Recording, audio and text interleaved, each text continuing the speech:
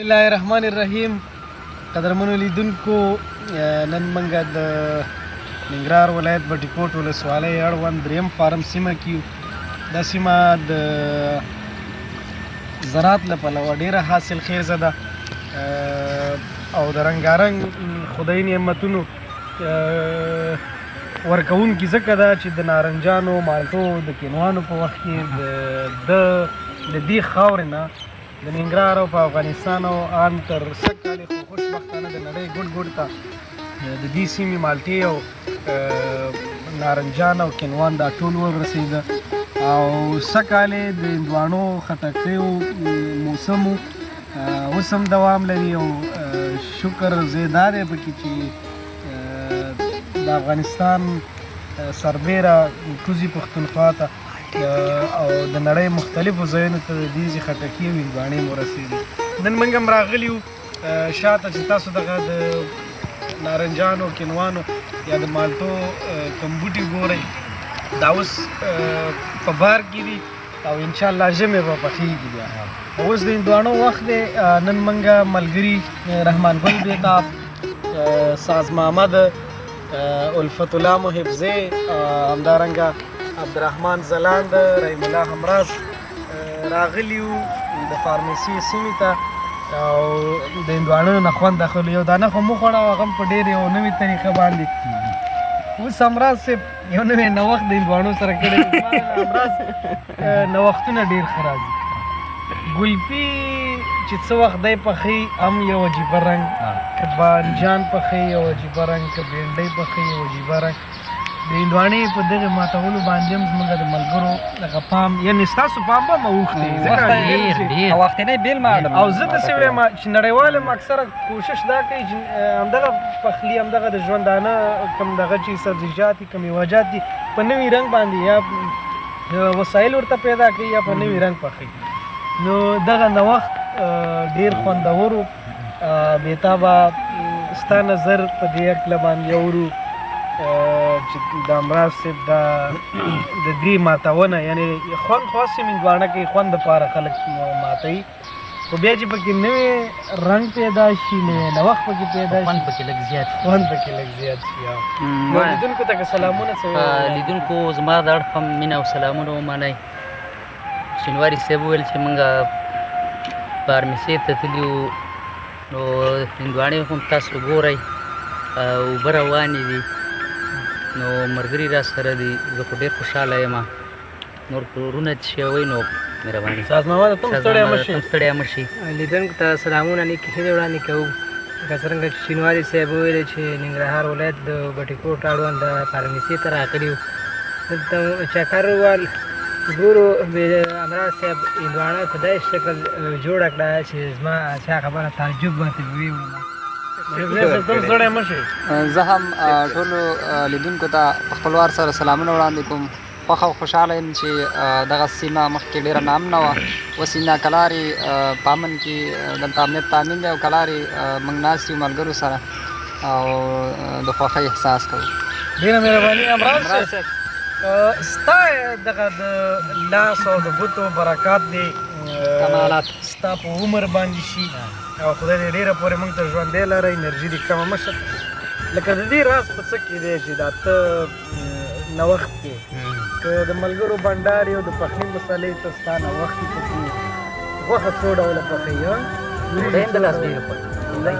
ته د دنیا هر مسلک او حساب پکې هغه شته دی، یو نوښت پکې کې. دا څه علت دی، څه مسله ده، خوند درکوي، د کوم احساس نه مخې چې ته داسې د یو نوي رنګ سره راځي؟ زه اول سلامونه ټول ملګرو ته وایم. شینواري صاحب زه چې هر کار کوم خو شوق یې کوم، نو شوق چې نه وي که نه او هغه د زړه نه نه وي که نه خوند نه کا. نو که چېرته پخلی، هندواڼۍ، که هر څه وي که نه نه نو په شوق همراز صاحب خبرې هر کار شروع شي. مونځ خو دومره زر کوي هغه خوشحاله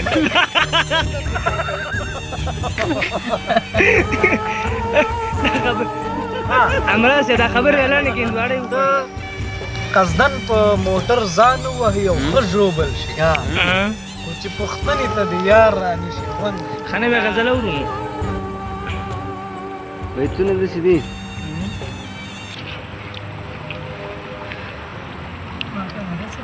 خلک په کار پسې ځي زه له کاره ووتم څنګه خلک په کار پسې ځي زه له کاره زه له کاره ووتم د کوم هدف د کوم مقصد دپاره ووتم واه که ستا له ډاره وتم نه وتم له کوره بیخي که ستا له ډاره وتم نه وتم له کوره بیخي زه چې وتلی یم د خدای له ډاره ووتم واه ما دومره وکړل چې زړه پوی مې کړې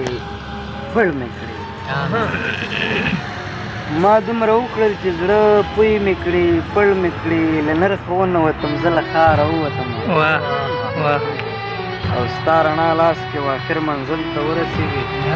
ته چې په کومه کړې په هغه لاره او غزل دی چې دا چې ته مړه راګورې مړ یم ژوندی نه ښکارم دا څه خوږېږي دا چې ته مړه راګورې مړ یم ژوندی نه ښکارم شاید چې کاڼی درته ښکارم غمی نه ښکارم د خپل احساس چغې تر دې حده راوستی یمه د خپل احساس چغې تر دې حده راوستی یمه لکه سکروټې رکېږم لوګی نه ښکارم او زما بې وسې شاعرۍ تله ما ډېره ښې ته لکه دا ښکاره شي زه لکه سوی نه ښکارم زه زړه موسکی ساتم زړه ته دې څه نه راولي زه زړه موسکی ساتم زړه ته دې څه نه راولي که مې یارانو ته مې تل کې موسکی نه ښکارم او صادقه تا ته چل درځي خو زه همراز ساده یم ته لغمانی ښکارې خو زه لغمانی ډېره مننه بېتا د تا نه موري ډېر که نه وي کم مړه لرې کا ډېر که نه وي کم مړه لرې کا زړه نه مې نور غم مړه لرې کا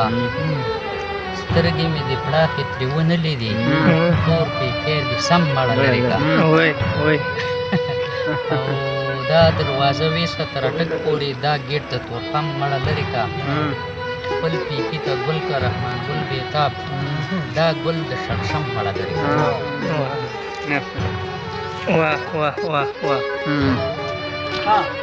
ځلان صاحب تا نه څه اورو ډیره مننه د دوستانو څخه یوه نړۍ مننه چې راغله دلته او د بټي کوټ دغه ننداره یې وکړه د خوب ګشناب صفت بیان کړه ګوړه چې له هر ډول څه کې خوږوي نو ناست دوستان که له هرې زاویې وڅېړل شي یا مثلا بحث شي کمه دي